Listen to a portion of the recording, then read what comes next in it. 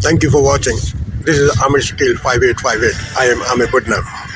I am thankful to all news resources following other news which have been reported by American, European, Canadian, African, Asian channels, and also reported by news agencies, writers, AFP, AP. Now the latest headlines.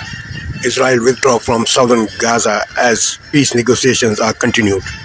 Millions of people across the United States witnessed the complete solar eclipse. Law to decrease the power of American president to deploy the military in the states. Israel set the date of invasion of Rafah, southern Gaza, despite world opposition. Appeal court judge denied Trump request in New York. Transgender athletes banned from women's sports. Vatican against surrogate parenting. Mozambique ferry accident. Russia, Ukraine accuse each other of drone attacks on power plant. Southern Russia is in flood. Boeing company again under scrutiny. $6.6 billion gold in microchip. On Wall Street, Nasdaq down. On Wall Street, Dow Jones down, Nasdaq up, S&P 500 down. Now the news in detail.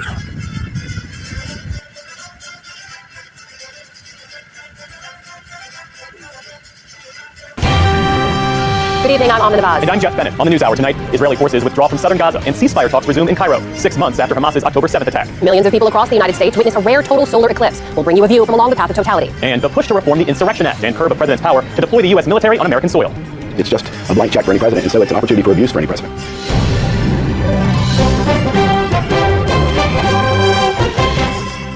Major funding for the PBS NewsHour has been provided by the ongoing support of these individuals and institutions, and friends of the NewsHour, including Leonard and Norma Glorfine, and the Judy and Peter Bloom Hovler Foundation.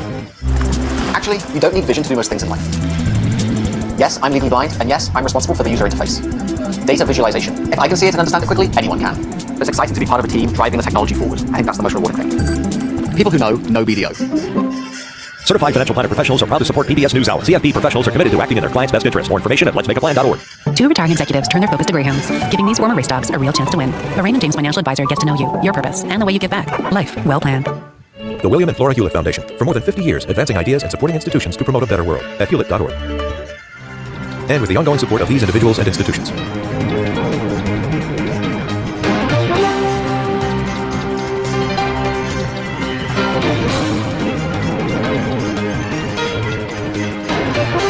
This program was made possible by the Corporation for Public Broadcasting and by contributions to your PBS station from viewers like you. Thank you.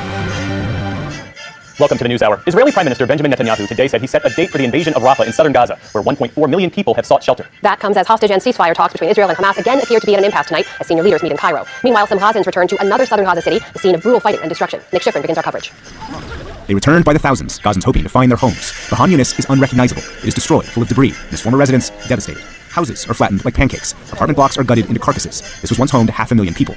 Today, it has been left to the scavengers, like Hannah. She tries to salvage anything from the ruins of her house. There is no construction crew, only a stray cat who, like her, has lost everyone and everything. No words can describe my pain. Our memories, our dreams, our childhood, and our family all are gone. I didn't find anything to take out from the rubble. We didn't take anything when we fled.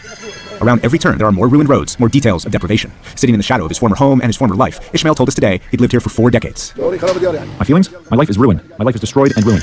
Everything from the past 40 years is gone. What can we say? Only God is sufficient. But Han Yunis is also the home to Hamas leaders, and Hamas videos show gunmen fighting Israeli troops from the ruins of homes. This weekend, Han Yunis Israeli troops recovered the body of hostage Elad Katsir, kidnapped on October the 7th. And just today, an Israeli strike destroyed a Hamas rocket that misfired. Defense Minister Yoav Gallant said the withdrawal from Han Yunis followed the dismantling of Hamas's military units. Our forces are going to prepare for their follow-up missions. You see such missions in the Rafah area. Rafah is home to some 1.4 million displaced Gazans, and Israel has told U.S. officials it's preparing tents to move Gazans north from Rafah to Al-Mawasi and areas north of Han Yunis. The U.S. officials say Israel has not yet presented a full evacuation plan, even though today Prime Minister Benjamin Netanyahu said a Rafah operation was on the calendar.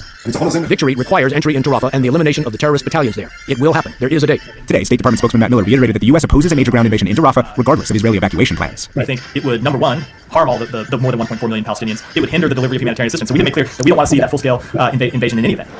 In the last few days, Israel has opened additional crossings, and today more than 415 trucks entered Gaza, the largest number since the war began. But the UN and US are pushing for the number to increase to pre-war levels above 500. It is not just important that they take initial steps to facilitate the increase of humanitarian assistance, but that increased flow of humanitarian assistance be sustained over time. Increased humanitarian assistance is one of Hamas's demands on hostage negotiations. Regional officials tell me that CIA Director Bill Burns, Qatar's prime minister, and Israeli and Egyptian spy chiefs have created a new proposal that's gone to Hamas, in which Israel has softened its resistance to a Hamas request to let Gazans return to northern Gaza, but not by enough to expect an imminent breakthrough. What US officials do fear is imminent, an attack by Iran in response to an Israeli strike in Damascus that killed senior Iranian commanders. And overnight, Israel launched a series of airstrikes into southern Lebanon, killing Ali Ahmed Hussein, one of Hezbollah's most senior commanders. In Beirut today, Hezbollah supporters mourned his death. US officials fear Hezbollah or Iran itself could attack Israeli assets in the region or in Israel, a warning repeated by Hezbollah leader Hassan Nasrallah today. Be sure that the Iranian response to the targeting of the consulate in Damascus is definitely coming against Israel. Today, Iran accused the US of approving Israel's Damascus strike. US officials say they assured Iran in private messages that they did not know ahead of time. US has also warned Iran it would be held responsible if Iran or its proxies strike US bases. Already, those bases are on high alert. For the PBS NewsHour, I'm Nick Schifrin.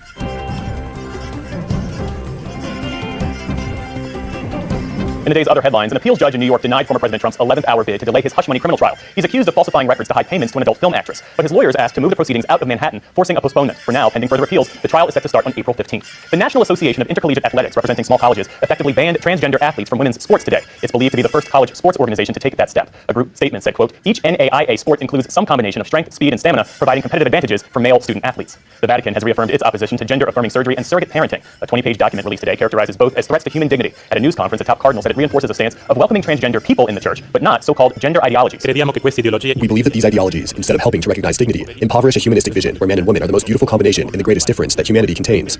A few months ago, another Vatican document approved blessings for same-sex couples and triggered a backlash from some conservative bishops. In Mozambique, local reports say the death toll has reached at least 98 and a ferry boat sinking. Officials say the crowded makeshift vessel capsized on Sunday. 7 more bodies were found today as the search continued, with an unknown number still missing and 11 others hospitalized. Some on board were fleeing a cholera outbreak. Russia and Ukraine blamed each other again today for drone strikes on the Zaporizhzhia nuclear power plant. UN inspectors have confirmed Sunday's attacks, but said the nuclear safety system was undamaged. Russia released video of drone debris at the plant, which its forces control, and the Kremlin accused Ukraine of attacking. Kyiv, in turn, said the Russians orchestrated the whole thing.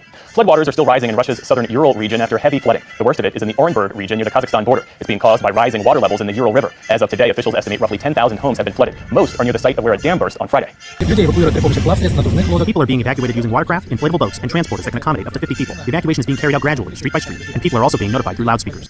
Residents there staged a rare protest against the government today, demanding compensation for their flood losses. Here at home, the FAA is investigating a new incident involving a Boeing 737 airliner. The Southwest Airlines jet was grounded Sunday morning after an engine cover fell off during takeoff from Denver. The plane was a Boeing 737-800 series, not the 737 MAX that's been under scrutiny. The Biden administration will invest up to $6.6 billion toward the goal of more microchip production in the U.S. Today's announcement goes to help a Taiwanese company expand its Arizona facilities. The chips are used in everything from cars and smartphones to fighter jets. And on Wall Street, stocks barely budged to start the week. The Dow Jones Industrial Average lost 11 points to close at 38,892. The Nasdaq rose 5 points. The S&P 500 slipped 2. And in college basketball, Purdue and the University of Connecticut, UConn, are facing off tonight for the men's national title. And unbeaten South Carolina claimed the women's championship on Sunday, beating Iowa and Caitlin Clark 87-75. The Gamecocks have won 2 titles in the last 3 seasons. Still to come on the NewsHour, Minnesota becomes the latest front line in the fight for fair pay for rideshare drivers. President Biden announces his new plan to forgive student loan debt, and Leanne Caldwell and Stephen Fowler break down the political headlines. This is the PBS NewsHour from WETA Studios in Washington and in the West from the Walter Cronkite School of Journalism at Arizona State University. Millions of Americans took a break today to step outside and check out the rare total eclipse that cut across the U.S., Mexico, and Canada. Where skies were clear, people could witness the moon blocking out the sun almost entirely today, plunging some cities and towns into darkness for several minutes. In many other places, it was a chance to look at a partial eclipse, with the right glasses, of course. Our science correspondent Miles O'Brien spent his day in Dallas. It was a Texas-sized eclipse viewing party. Despite a gray forecast, thousands came to the Cotton Bowl in Dallas to witness the sun, moon, and earth perform a cosmic blind... Howdy, Miles, always great to see you. Thank you so much. Always a pleasure, Rhonda.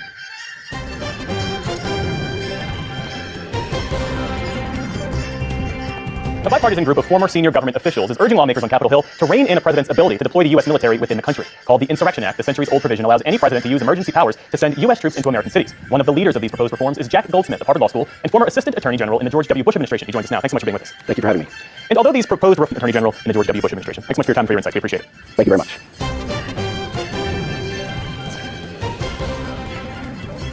The latest frontline in the battle over fair pay for rideshare drivers is in Minneapolis. Uber and Lyft have threatened to leave the city over a new ordinance that sets minimum wages for drivers. As special correspondent Fred DeSan Lazaro reports, it's leading to bigger questions about the state of the gig economy. Lifelong Minneapolis resident Matthew McGlory started driving for Uber and Lyft over 7 years ago. Fred's reporting is a partnership with the Undertold Stories Project at the University of St. Thomas in Minnesota.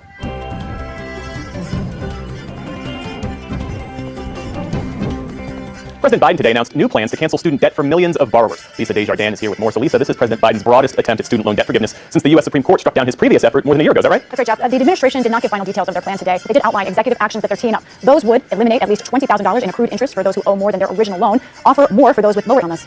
Thank you.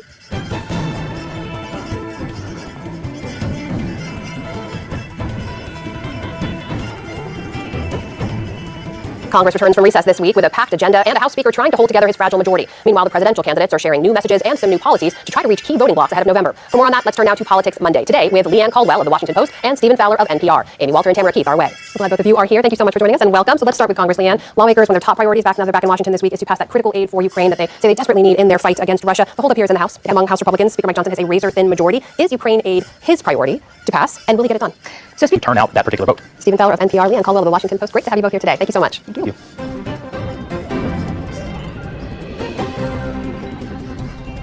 Narciso Martinez is an artist whose work celebrates the vital and often invisible labor of farm workers. Martinez's work is informed by his own experiences as a farm worker, spending summers picking produce in Washington State to support himself while studying at Cal State Long Beach. Tonight he gives his brief but spectacular take on painting the people who feed America. Anywhere in the world, farm workers are always at the bottom of the social strata. In my art, I just hope to shine a light to these people. They are not machines, they are human beings with goals and dreams. And you can watch the entire show tonight at 8 o'clock on your local PBS station. Check your local listings. And there is a lot more online, including a look at recent polling on how Americans are reducing their plastic waste and why individual efforts have their limitations. That's at pbs.org/newshour. And join us again back here tomorrow night for a look at reconciliation and rebuilding in Rwanda after the genocide that killed more than 1 million people 30 years ago. And that is the NewsHour for tonight. I'm Amna Navaz. And I'm Jeff Bennett. For all of us here at the PBS NewsHour, thanks for joining us and have a good evening. A very good morning. It's 11 a.m. in Singapore and Hong Kong, 8:30 in New Delhi, and 10 o'clock in Jakarta. I'm Ilakia Selvaraj. Let's take a look at the headlines this hour. Israel's Prime Minister Benjamin Netanyahu says a date has been set for another Rafah offensive. And the US says it has not been briefed on a date and is still against the assault as talks to secure a ceasefire falter. Thailand's Prime Minister Srettha Thavisin is set to host a special meeting on the crisis in neighboring Myanmar today. And talks will focus on armed insurgencies, including the military regime's latest. And Prime Minister Anthony Albanese says there are no plans to expand AUKUS beyond its core members, although Japan could cooperate in its second stage.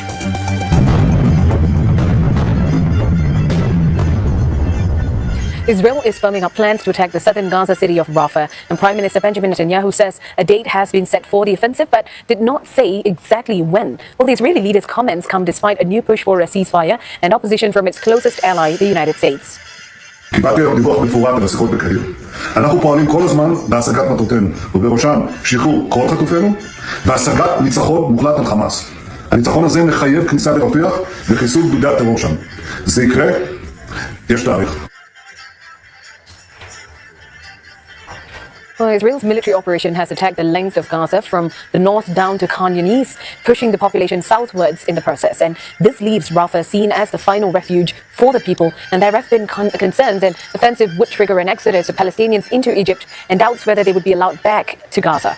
Well, the bigger concern, though, is the impact on the 1.5 million people crammed into Rafah, which has effectively become a tent city. The US fears a humanitarian disaster, and it is warning against a full-scale military invasion, saying it will have an enormous harmful effect on civilians and Israel's security. Washington says it has not been briefed on the matter, and it had been pushing Israel for a credible plan to relocate civilians and for alternatives to an attack.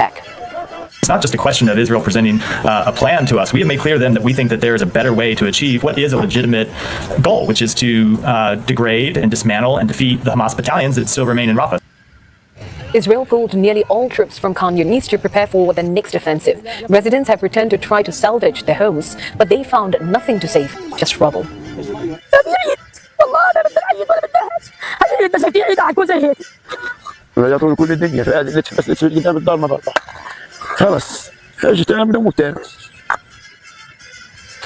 Palestinians are preparing for Eid in a somber mood with no end in sight to the war. And with ceasefire talks faltering, reports say Hamas is studying the latest peace proposal that's presented by CIA Director William Burns. Hamas earlier rejected Israel's plan and said no progress was made during negotiations in Cairo. Well, the latest US proposal includes getting Israel to release a higher number of Palestinian prisoners. Up to 900 Palestinian prisoners would be exchanged for some 40 Israeli hostages, and they would be freed during the first phase of a 3-stage ceasefire deal over a 6-week period. Israeli opposition leader Yair Lapid, on a visit to Washington, said a hostage deal would be difficult but doable. This is a deal we might not like, but it's doable, and therefore it needs to be made. Those people need to go back to their families. There are enough good people in the Israeli government. If need so, the Israeli opposition will give a security net to the government in order to do the hostage deal, because we need to bring them back home. Well, Mr. Lapid's visit comes at a time Prime Minister Benjamin Netanyahu faces pressure at home and abroad to bring back the captives held by Hamas and end the war. Well, the only negotiated pause to the conflict in Gaza was reached in November. 78 Israeli and dual national hostages were released then in exchange for hundreds of Palestinian prisoners. Benji Haya breaks down the key sticking points holding up ceasefire talks and tells us whether the latest US proposal could turn the tide. Qatari officials have been privy to discussions, and its foreign ministry says it remains cautiously optimistic about this new American proposal, which is being studied by both sides. However, Israel's already rejected demands for Palestinian residents who fled south to be allowed to return home to the north of the territory without restrictions. And we're told too that Hamas is not in a position to release as many as those 40 hostages. When you hear that, it's very hard not to assume the worst about what's happened to many held captive. There are also split sentiments in Israel. So Defense Minister Yoav Gallant, he says now is the opportune moment to bring captives home. His colleague, another member of the cabinet, Security Minister Itamar Ben-Gvir, is vowing to bring down the government if Prime Minister Netanyahu makes this deal with Hamas, or makes one that would prevent the continuation of Israel's offensive in Gaza. Now, Benjamin Netanyahu has confirmed that publicly unknown date for an offensive into Gaza's southern city of Rafah. More than 1 million displaced Palestinians are sheltering, and it is the Israeli Defense Forces' actions in places like Khan Yunis that have driven the White House to insist that US policy will be amended if Israel does not do more to protect civilians. Yet, despite those tensions between the two allies, US Secretary of State Antony Blinken met earlier with Israel's opposition leader and former Prime Minister Yair Lapid, and the two men used the opportunity to reaffirm their nation's underlying bond. Mr. Lapid also meeting with Senate Majority Leader Chuck Schumer, who interestingly last month called for Israeli elections to remove Netanyahu from power. But here's the thing, don't expect drastic change. Figures like Yair Lapid, a centrist politically, still support Israel's war effort. If somebody has a problem with what's happening in Gaza, he says they should ask Hamas, why did they start this war? Well, Israel has received more U.S. military aid than any other country since World War II. But the humanitarian crisis in Gaza is putting that support under heavy scrutiny and prompting calls for Washington to put conditions on the military funding it provides to Israel. Well, here's a look at the level of U.S. aid for Israel through the years. In 2016, the U.S. signed a record $38 billion agreement to provide Israel with military aid over a period of 10 years. $33 billion was for military equipment and $5 billion for missile defense systems. Israel became the first international operator of the F-35 Joint Strike Fighter, with plans for a fleet of 75 of the technologically advanced fighter jets. The U.S. helps fund Israel's Iron Dome short-range rocket defense system and the David Sling system to shoot down rockets fired from up to 124 miles away. A further $14 billion for Israel, proposed by President Joe Biden last year, is currently held up in Congress. We're going to make sure Iron Dome continues to guard the skies over Israel. We're going to make sure other hostile actors in the region know that Israel is stronger than ever and prevent this conflict from spreading. The United States has long used its veto power on the UN Security Council to block resolutions seen as critical of Israel. Earlier during the war, it vetoed calls for an immediate ceasefire in Gaza. Then, in March, for the first time, Washington abstained from a vote on a similar resolution. Abstention. Security Council resolutions need at least 9 votes in favor and no veto by the US, France, Britain, Russia, or China. Washington has also taken Israel's side elsewhere. Former President Donald Trump withdrew the United States from the UN Human Rights Council to protest the body's criticism of Israel's treatment of Palestinians. In 2017, Trump recognized Jerusalem as Israel's capital. The status of Jerusalem, which is home to sites holy to Muslims, Jews, and Christians, has been one of the biggest obstacles to reaching a peace deal between Israel and the Palestinians.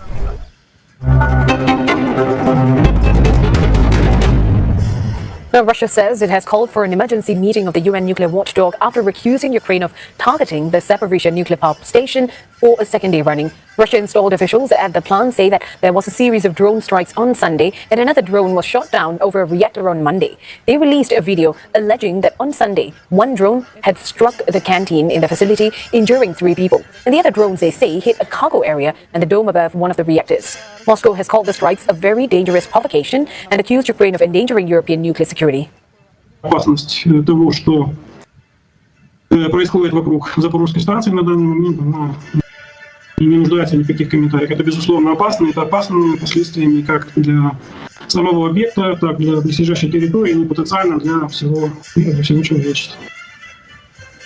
Well, the IAEA says its experts have confirmed Sunday's attacks, and the agency's chief, Rafael Grossi, called it a major escalation, saying attacking a nuclear power plant is an absolute no-go. The atomic watchdog said the weekend strikes did not compromise the nuclear facility. It is yet to publicly comment on yesterday's attack.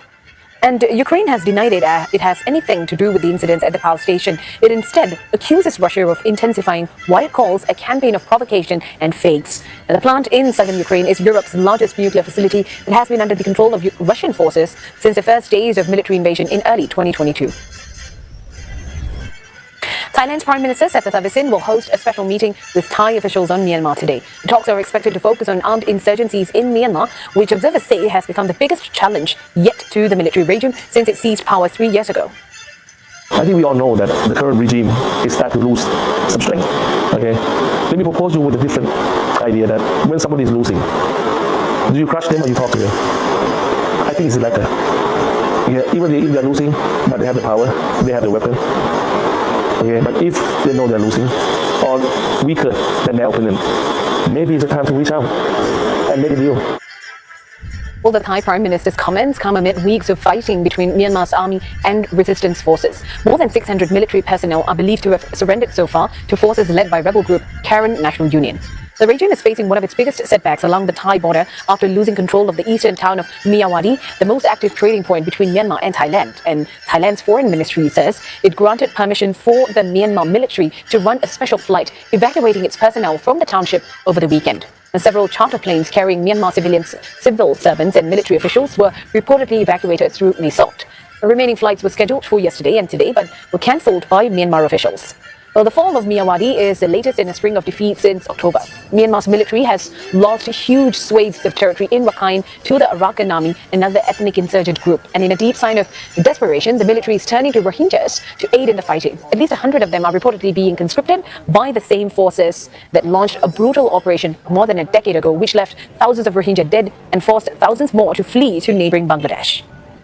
And your Asia Business Update is coming up next, including a check on the yen as it continues its slide, prompting another warning from Japanese officials. Plus, the best thing since the steam engine and smarter than the smartest human, what some of Wall Street's biggest names think of AI, coming up next.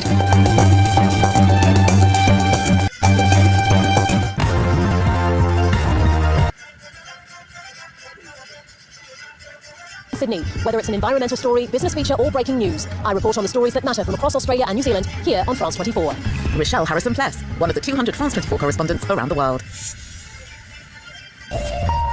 Good morning, I'm Oliver Farry and this is Daybreak.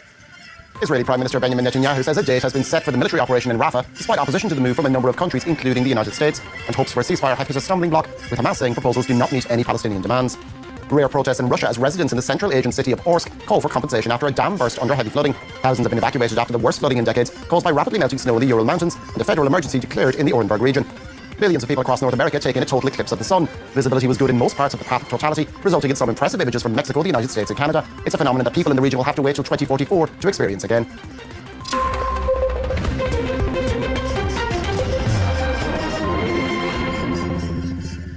Despite international pressure, Israel is still set on launching a major military operation in the city of Rafah in southern Gaza, which is currently sheltering 1.5 million Palestinians. The United States is being unusually insistent in its opposition to the planned move by its long-term ally, and France, Egypt and Jordan joined the countries opposing it on Monday, with each calling for an immediate ceasefire. Selina Sykes and Alexandra Corini report. After pulling out of Khan Yunis, the Israeli army is preparing to close in on its next target, Rafah. Israel has been threatening to launch a ground operation in the city in southern Gaza for weeks, and now Prime Minister Benjamin Netanyahu has said an invasion date has been set. We are constantly working to achieve our goals. First and foremost, the release of all our hostages and achieving a complete victory over Hamas. This victory requires entry into Rafah and the elimination of the terrorist battalions there. It will happen. There is a date. According to Israel, Rafah is the last stronghold of Hamas. It's also home to 1.5 million Palestinians, many who have fled from fighting in other parts of the enclave. Israel's closest ally, the United States, has once again voiced its opposition to any ground operation. We believe this type of full-scale invasion would be a mistake. It would be a mistake not just because of the extraordinary impact it would have on the somewhere around 1.4 million civilians who are in Rafah now, but it would also be a mistake because it would harm Israel's overall security. After being a staunch defender of Israel at the beginning of the war, the Biden administration is now taking a tougher stance with its ally, as public opinion is shifting with the spiraling humanitarian situation in Gaza and the latest deadly attack against aid workers last week. Political opinion is changing too. Last Friday, more than 30 Democrats in the House of Representatives urged President Joe Biden to stop sending arms to Israel. Efforts to reach a ceasefire deal in Gaza have hit another obstacle, with Hamas saying early on Tuesday that the proposal for a truce it received from Qatari and Egyptian mediators did not meet any of the demands of Palestinian factions. Senior Hamas official Ali Baraka told Reuters that the agreement did not call for Israeli troops to leave Gaza and that there was nothing new in the proposal. The US military said on Monday it destroyed air defense and drone systems of Yemen's Iran-aligned Houthi forces in the area of the Red Sea. It added there were no injuries or damage reported to commercial US and coalition ships. Houthi attacks, ostensibly in solidarity with Palestinians, have disrupted global shipping through the Suez Canal, forcing firms to reroute to longer and more expensive journeys around southern Africa. Iran's foreign minister inaugurated a new consulate in the Syrian capital Damascus on Monday, 1 week after the previous one was destroyed in a suspected Israeli airstrike. Iran has vowed to avenge the strike, which killed 16 people, including 7 Iranian Revolutionary Guards, and has accused the United States of approving it. Selina Sykes has more. Iran has been quick to open a new consulate in Damascus, a week after a suspected Israeli airstrike destroyed the last one. Tehran's foreign minister, Hossein Amir-Abdollahian, inaugurated the building alongside his Syrian counterpart on Monday as he carried out a tour of the region. He also met with Syria's President Bashar al-Assad. Both Iran and Syria say Israel was behind the attack. 7 members of Iran's Islamic Revolutionary Guard Corps, including 2 generals, were among the dead. Israel hasn't commented. Tehran, a key ally of Damascus, has vowed to retaliate and once again accused Israel's main backer, the United States, of giving the green light for the deadly attack. I want to publicly state from here, from Damascus, that the US has a responsibility in this terrorist act and must be held accountable. Washington has already insisted that it had no prior knowledge of the airstrike on April 1st. The attack hasn't only angered Syria and Iran, but also the Tehran-backed militant group Hezbollah in Lebanon. One of the Iranians killed was Mohammad Reza Zahidi, a senior Islamic Revolutionary Guard Corps commander and the only non-Lebanese member on Hezbollah's Shura Council, led by Secretary General Hassan Nasrallah, who reiterated on Monday that Iran would retaliate. There'll be a response from Iran. There'll be consequences. The Americans know that there will be a response. Even the Israelis know that Iran will react. I think that the whole world knows this. Zahidi's death and Hezbollah's reaction have heightened fears of Israel's war against Hamas in Gaza spiraling into the rest of the Middle East. Israel's daily exchanges of fire with Hezbollah on their shared border with Lebanon have escalated in the past week. Tehran, meanwhile, has avoided directly entering the fray in the Gaza war while supporting its allies' attacks on Israeli targets, though it's now warned that Israeli embassies were no longer safe after the Damascus attack. There have been rare protests in the Russian city of Orsk, with residents calling for compensation after a dam burst under heavy flooding. Authorities in the Ural Mountains region have ordered the evacuation of more towns after swiftly melting snow triggered the worst recorded flooding in the region's history. Thousands of people have fled their homes, and Russia declared a federal emergency in the Orenburg region near the Kazakhstan border after the Ural River, Europe's third longest, swelled to bursting point on Friday. Emerald Maxwell has more. This city near Russia's border with Kazakhstan suffered the brunt of the floods after a nearby dam burst on Friday.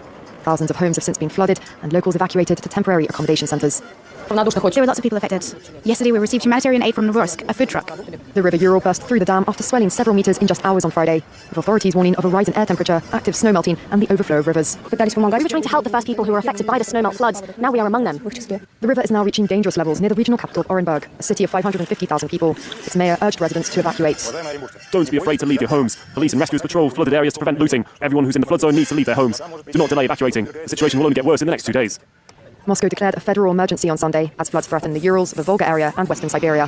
Emergency services said that over 10,000 residential buildings had so far been flooded. In Ukraine, 5 people have been killed in Russian attacks in several regions of the country on Monday. Officials said a missile strike killed 3 people and injured at least 8 in the southern city of Zaporizhia. There was also 1 person killed in Bilopilia in the northern Sumy region and 1 death in Poltava in central Ukraine. About 24 German soldiers arrived in Lithuania on Monday for a deployment that is the first standalone one for German troops outside their borders since the end of the Second World War. A further 150 soldiers will join the deployment later this year. It is expected to be up to its full strength of 5,000 by the end of 2027. Lithuanian leaders have hailed the historic event and says it serves as an example of defence and deterrence for other NATO members in the region. Let's hear now from the chief of the German Armed Forces. The deployment in Lithuania shows that Germany takes responsibility for security and peace in Europe. Like NATO partners who protected peace and freedom in German territory during the Cold War, today our task is to deter attacks outside Germany and, if needed, to defend every centimetre of the alliance territory. Millions of people in Mexico, the US and Canada turned out on Monday afternoon to experience the total solar eclipse. The weather held up in many parts of the path of totality, with impressive images captured at Mexican beaches, at Niagara Falls, and even the New York City skyline. The next one for the region is expected in 2044. Here's Camille Knight. It was Mexico that got a first glimpse of the magic. Crowds watched in awe as the solar eclipse reached totality, the moon plunging everything into darkness for just over 4 minutes. It then rolled over the border into Texas, the moon taking the light out of the sun before also casting a shadow over the ground. Oh my God, it was really amazing. It was an experience I've never felt before. When it got totally dark, I literally was like screaming the whole time. Actually cried a little tear or two because it was like overwhelming. It was an amazing experience. And this is one time in our lifetime here we can see the totality, so it was pretty special. We enjoyed it. It's an exceptional eclipse because more than 31 million people are on its trajectory, all the way across the east of the US and up to Canada. And even those who weren't directly in its path were able to enjoy part of the spectacle. It's also a unique opportunity for NASA to conduct experiments by flying planes and rockets to study the sun's atmosphere. So there's a lot of things we can learn. Obviously, the astronomical aspects, you're looking at the corona of the sun because that's the opportunity when the moon is to make fun of it. But also you can look at what effects this actually has on the atmosphere. There are a lot of interesting science going on. It's a historic event. A total solar eclipse won't be visible across the US again until August 2044. Now here in France, 4 celebrity names were revealed on Monday who will make up the team to sail across the Atlantic, bringing the Olympic flame from Brest in Brittany to Pointe-au-Pitre in the French Caribbean Overseas Territory, Guadeloupe. They include an actor, a Michelin-starred chef, a former Miss France, and one of France's most celebrated Olympians. Catherine Kildare-Clifford reports. Watching over the Olympic flame right across the Atlantic Ocean. Aboard this trimaran, Captain Armand Lecléache will be in good company. At his side, French Michelin-star chef Hugo Rollinger, athlete and multiple Olympic medalist Marie-Josée Pérec, stage writer and director Alexis Michalik, and Marine L'Orphelin, former Miss France turned doctor. This Olympic delegation will head for the French West Indies from Brest in Brittany. Marie-Josée Pérec said she's proud to bring the flame to the place she was born. The fact that the Olympics are taking place so far away, for those in overseas territories, I grew up in Guadeloupe, it means that these people will get a taste of the games, and that's extraordinary. The four celebrities don't all have their sea legs. Some locals here in Brittany had some seafaring tips. I wish them good luck. Don't look at the sea, look into the distance and concentrate on the scenery. It's great that these sort of people can also enjoy the sea, even if they're not used to it or don't usually get a chance. The boat is still being prepared, with the captain overseeing the process. We will always have 3 people resting and 3 in action, and each member of the team will participate in keeping the boats running. It will not be a cruise. The team is set to depart on their transatlantic voyage on the 7th of June. That's all we have time for now. Do stay tuned for more news coming up on France 24.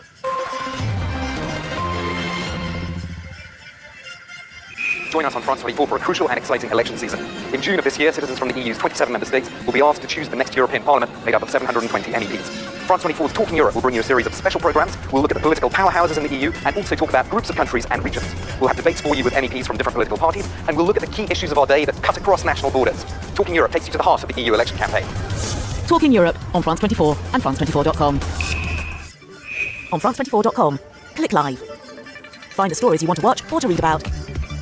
Live news 24 hours a day in 4 languages.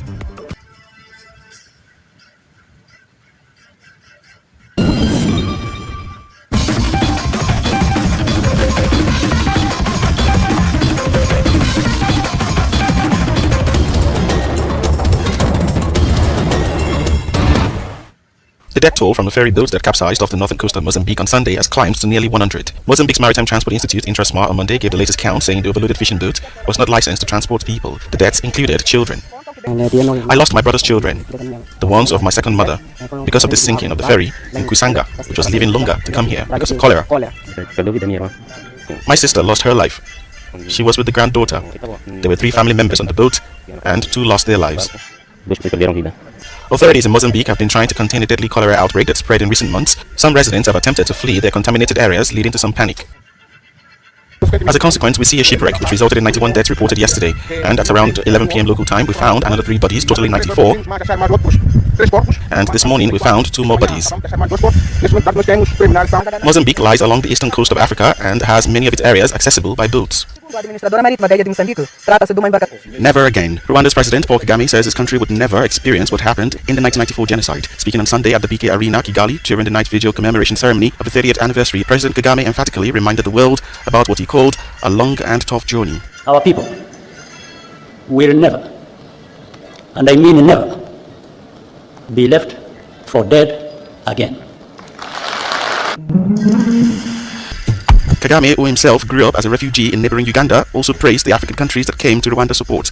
Many of the countries represented here today also sent their sons and daughters to serve as peacekeepers in Rwanda. Those soldiers did not fail Rwanda.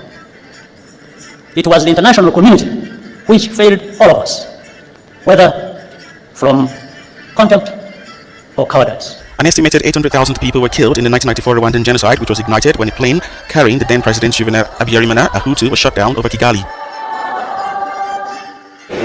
The Vatican has formally declared its opposition to gender-affirming surgery and surrogacy, putting them on par with abortion and euthanasia. Senior clergy have unveiled a doctrine in a 20-page document entitled Infinity Dignity, which has been 5 years in the making. It states that gender change is a violation of human dignity and that surrogacy denies a child's right to be fully human. Because we believe that these ideologies, instead of helping to recognize dignity, impoverish a humanistic vision where man and woman are the most beautiful combination and the greatest difference that humanity contains, this is unparalleled.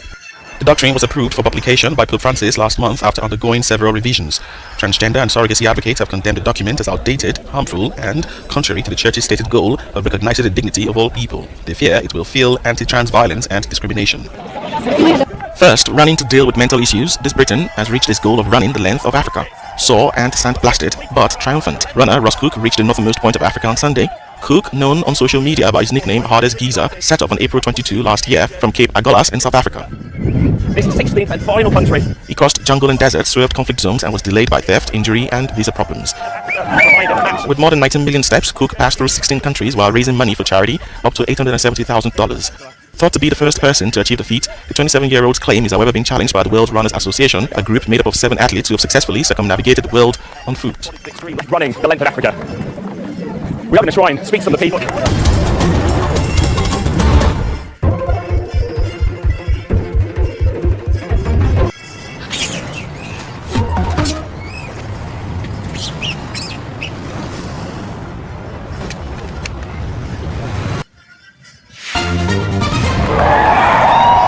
Riveting, the celestial event mesmerizing millions across North America. I was planning to be here for it ever since I was 11. The awesome power of the moon's shadow, and our Eric Sorensen's own eclipse expedition. Every one of these cars is looking for an eclipse. Sure of that. Also on this Monday night, new evidence at the Foreign Interference Inquiry. What CSIS officials told the Prime Minister's office about China meddling in Canadian elections. New defense dollars, what the federal government is pledging for the military, plus the biggest threats Canada is facing. And yet another mid-air scare. The latest alarming moment on a Boeing plane. Global National with Donna Friesen. It's a rare moment when tens of millions of people all stop and look up at the same thing and are mesmerized.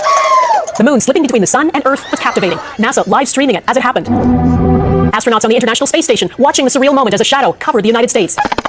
It's little wonder that since the dawn of time, this celestial event has frightened and fascinated humankind. The path of this total eclipse began at sunrise over the Pacific and moved northeast, carving a swath across Mexico and then from Texas to Maine and into Canada, across a strip of Ontario, Quebec, New Brunswick, and Newfoundland. Good evening and thanks for joining us. Most of North America got a glimpse of the eclipse, but the deepest shadow was in that path of totality when 100% of the sun was obscured. Eclipse chasers from all over the world came to see it, many of them landing in Niagara Falls. That's where Jeff Semple begins our coverage tonight.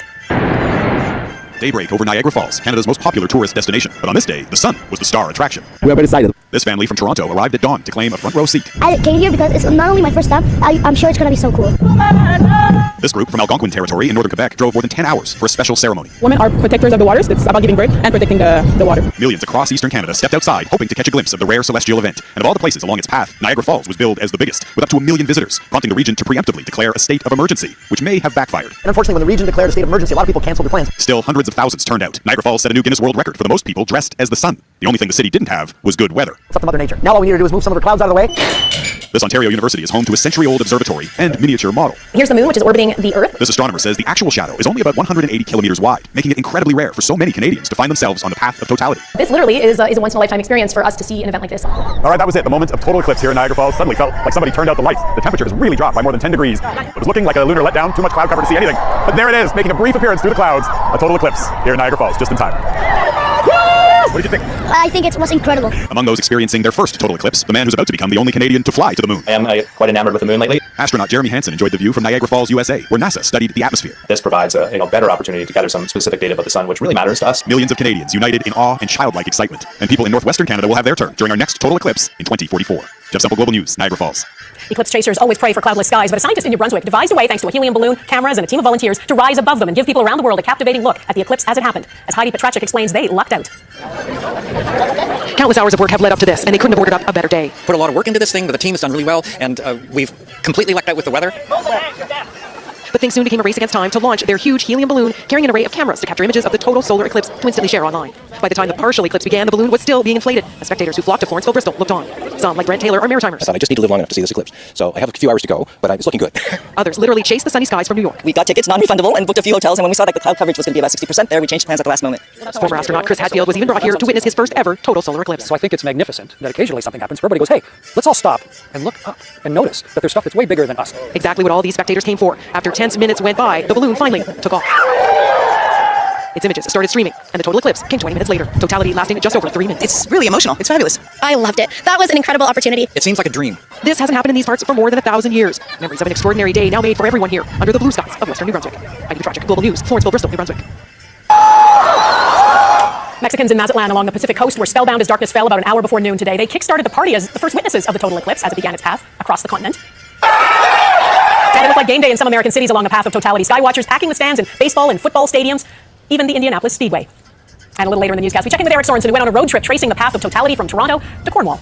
In Ottawa, new documents have come to light at the public inquiry into foreign interference, describing briefings given to senior people in the Prime Minister's office after Global News and the Globe and Mail first reported on allegations of foreign interference by China. Our stories detailed allegations by intelligence sources that the Chinese government was attempting to target Toronto area Liberal and Conservative politicians and their staff. Today, the inquiry was presented with redacted versions of 2 new CSIS documents. David Aiken breaks down what was in them. David. Well, Donna, the initial investigations by Global News into Chinese foreign interference relied on sources in Canada's security and intelligence community that we could not name. But for at least the third time at this inquiry, information those sources provided to Global has shown up in CSIS documents put before the inquiry. The latest CSIS document is a briefing note for the Prime Minister's office dated February 21st, 2023. It includes a section on what CSIS called, quote, unauthorized releases of classified information. That would be the news reports by Global and by the Globe and Mail. CSIS takes these leaks extremely seriously, the briefing note said. They present a direct threat to the integrity of our operations. Among other things Global News had reported was that security officials believe there was a network in Toronto that may have received as much as $250,000 from Chinese threat actors to fund the political activity of both Liberal and Conservative politicians and their staffs in Toronto. CSIS said the politicians may not even have been aware of this network. Some of the details in that Global News report showed up in a top-secret daily foreign intelligence brief from February 21st, 2020. That was shown to the inquiry Monday. Much of it had been redacted, but it described this activity under the heading Subtle but Effective Interference Network, saying community leaders facilitate the clandestine transfer of funds and recruit potential targets. In that 2023 briefing to the PMO, CSIS analysts said that China was indeed engaged in active interference. Quote, we know that the People's Republic of China clandestinely and deceptively interfered in both the 2019 and 2021 general elections. In both cases, these foreign interference activities were pragmatic in nature and focused primarily on supporting those viewed to be either pro-PRC or neutral on issues of interest to the PRC government. Nonetheless, these security briefings to the PMO concluded that these activities by China had no impact on the overall outcome of either election. Done. All right, David Aiken in Ottawa, thanks. Israel's Prime Minister Benjamin Netanyahu said today a date has been set for the army's long-promised offensive into the southern Gaza city of Rafah, where more than 1 million Palestinians have taken refuge. He didn't reveal the date, and Israel is now allowing people forced from their homes in the city of Han Yunis to return. This is what's left after the Israeli army withdrew yesterday. Piles of rubble, neighborhoods in ruins, no materials or money to rebuild. Many people can't even find where their homes once stood. At the same time, the International Court of Justice is being asked to stop Germany's supply of weapons to Israel, arguing it's enabling acts of genocide. Redmond Shannon reports. This is what many residents of Khan Yunis have returned to: rubble and the smell of death from the bodies lying underneath. A city now unrecognizable following the withdrawal of Israeli troops from much of southern Gaza. Ibrahim al-Najjar says his home is the best place in the world, even if it's just dust. I lived here and I'll die here, he says. Palestinian officials say they have recovered more than 60 bodies from the ruins so far. Human rights groups say Israel has failed to fulfill January's International Court of Justice recommendation to prevent a genocide in Gaza. Allegations Israel strongly rejects. On Monday, another ICJ case related to Gaza, not against Israel, but against Germany. Germany is failing to honor its own obligation to prevent genocide, but to ensure respect of international humanitarian law. Nicaragua launching its case at the UN's top court, accusing Germany of breaching the Genocide Convention by supporting Israel's war. The Palestinian people that is being subjected to one of the most destructive military actions in modern history. Over the past 5 years, Germany has supplied almost 1/3 of Israel's arms imports, second only to the US. The legacy of the Holocaust remains a driving force behind Germany's staunch support of Israel. Nicaragua wants the court to force Germany to stop supplying arms to Israel and to resume its funding for the UN's Palestinian Refugee Agency. First, Nicaragua must demonstrate that there is a serious risk of genocide being committed in the Gaza Strip. Dr. Abbas Portashemi says Nicaragua will also need to establish a link between Germany and what is happening in Gaza. Germany denies Nicaragua's allegations. It will set out its defense on Tuesday. The judge's preliminary recommendations could take weeks. Final judgment at the ICJ can often take years. Redmond Shannon, Global News, London.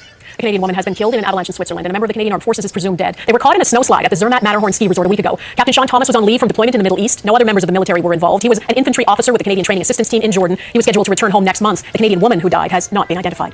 Plans to beef up Canada's defense budget coming up. The federal government's big cash boost in the face of new threats.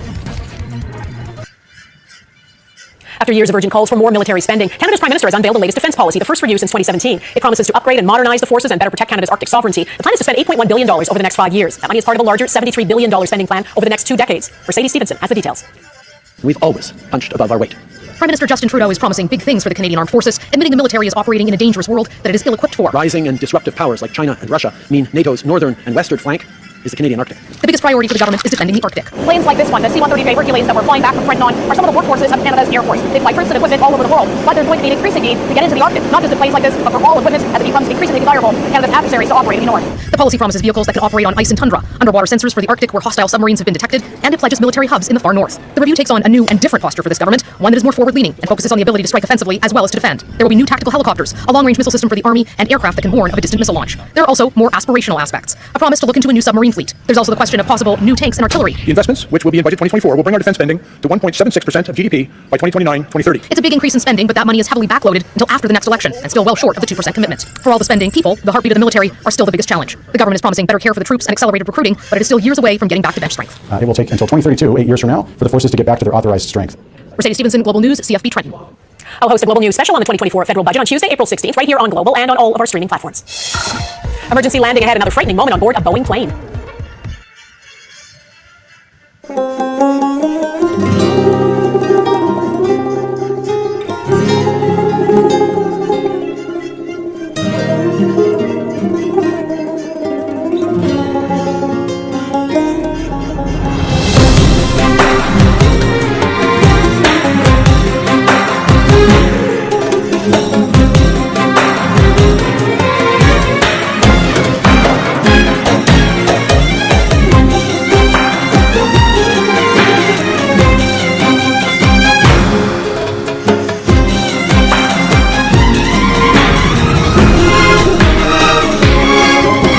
Yanımda olamasan da. Plane. Another piece has fallen off a Boeing plane, this time a Southwest Airlines flight from Denver to Houston. Let's go ahead and declare an emergency for Southwest 3695. We got a piece of the engine cowling hanging off apparently. Part of the cover of an engine fell off and struck the wing flap with the 737-800. It reached about 10,000 feet when it happened. The pilot turned around and safely made an emergency landing. The American Federal Aviation Authority is investigating. In Mozambique, at least 94 people, including a number of children, are dead after a boat capsized off that country's north coast yesterday. Many of the passengers were fleeing because of a panic caused by disinformation about an ongoing cholera outbreak. The wooden fishing boat was overloaded. It wasn't licensed to transport people. Officials say only 12 of about 130 on board survived. 26 people are still missing. Actor Jonathan Majors was sentenced in New York City today after being convicted last year of assaulting his girlfriend. The actor had faced up to a year behind bars, but the judge gave him a year's probation and ordered him to complete a 52-week in-person domestic violence intervention program. Majors' former girlfriend has filed a civil suit against him for physical and emotional abuse. The actor says he's innocent and plans to appeal. He was dropped by Marvel Studios after his conviction. Next, Eric Sorensen moonlights as an eclipse chaser for a day, road tripping from Toronto to Cornwall to experience this extraordinary event. There's actually a name for people who chase eclipses. They're called umbrophiles, which means lover of shadows. They say seeing one total eclipse can make you long for another. And because they're rare events, because the path of totality is different every time, it means you have to hit the road. Our Eric Sorensen went on his own eclipse expedition in Ontario, seeking out those who were looking up at the sky. Clouds were gathering in Toronto, so we set off, chasing the eclipse. Stupid clouds. And we weren't alone. The overcast sky is creating a small convoy of eclipse fanatics. Going past Coburg, so we're in the zone of totality. It's still overcast. Still clouds. At the rest stops, we encounter kindred spirits, Ryan Garner and his family. We're gonna go to Kingston, but we're checking cloud data. Elizabeth and Steve Williams are headed for Sandbanks. Hopefully there'll be a break in the clouds. Yeah. But we're going to see the eclipse and watch it as it goes dark, and that'll be really neat. We gotta keep it neat. Heading down Highway 401, it's Cornwall or bust. A race against time as our vehicle, the clouds, and the moon's path all head east as we search for clear skies. At Mallorytown, we found the Hamiltons, who've come from England to see the eclipse, which they've seen twice before. Why do you want to see it a third time? It's kind of addictive. Yeah. When you've seen one, the first thing you say is, when can I see another one? So we're off again. Stupid clouds still around. Of course, we have to keep an eye looking back, making sure the moon isn't catching up to us. Finally, Cornwall. Time is short. The crowds are here. The Saunders clan from Toronto and Ottawa, both outside the zone of totality, have converged here to see one of the wonders of the solar system. But I've never seen a total eclipse before, and I don't think I'll ever see another one in my life. Darkness descends, the temperature drops, and the clouds cleared for a glorious view of totality. As imagined, maybe even better. It was far more dramatic than I ever anticipated. It was like the lights went out. For a few moments we were in darkness, it got colder, things got very still, incredible. And I can't believe I'm getting emotional about it, but it's such a, it's a cliche, but it is a once-in-a-lifetime thing. A memory for life. Time to head back west towards the setting sun. I hope it's cloudy. Eric Sorensen, Global News, Cornwall, Ontario. That is Global National for this Monday. I'm Donna Friesen. There were so many people looking up across North America today, we wanted to leave you with a few more images. If it was cloudy where you were, there will be another total eclipse visible from Canada in 20 years. Plenty of time to plan for that one. Thanks for watching, and hope to see you here again tomorrow. Bye-bye.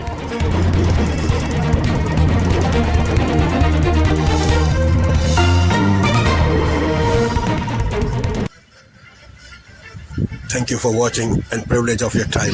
This is Amir Shakil 5858. I am Amir Goodman. Have a good life.